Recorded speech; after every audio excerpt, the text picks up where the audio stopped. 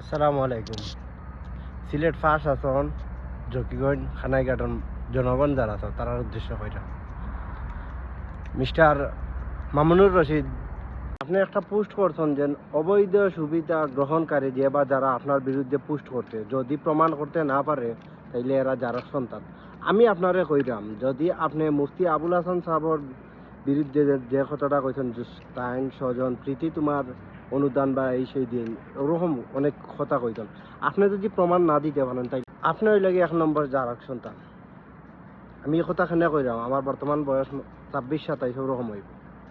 আমি এত বড় হয়েছি আজ পর্যন্ত মুফতি আবুল হাসান সাহেবের বিরুদ্ধে 1 টাকার কোনো দুর্নীতি বা কোনো মানুষের 1 টাকা হক মারিয়া খাইছেন বা কোনো মানুষের কোনো কিছু করছেন, মানুষের লগে খারাপ কিছু করছেন আজ পর্যন্ত বুঝছি না। খালাস আমার কথা বাদ দিলাম, আমার বাপর বয়স এখন মনে হয় 70-এর কাছাকাছি হইব। আমার আব্বার মুখ থেকে আমি আজ পর্যন্ত মুফতি আবুল হাসান সাহেবের বিরুদ্ধে 1 টাকার কোনো জায়গার দুর্নীতি বা কোনো মানুষের লগে খারাপ ব্যবহার করছেন এরকম বুঝছি না।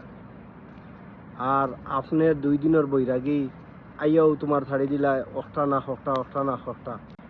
দিন শেষে আমরার লাগি ও মজুমদারও ঠিক আসলো, হঠাৎ আইতো বিচারা গাড়ি দিয়া রেলি দিত আর আগলা থেকে আমরা সালাম দিলাম আসসালামু আলাইকুম, আমরা হটাও মনে থাকে ফাও মুফতি সাহেবের পিছনে সময় না নষ্ট করিয়া নিজের কাজে মনোযোগ দেও, ভালো হইব বুঝছো।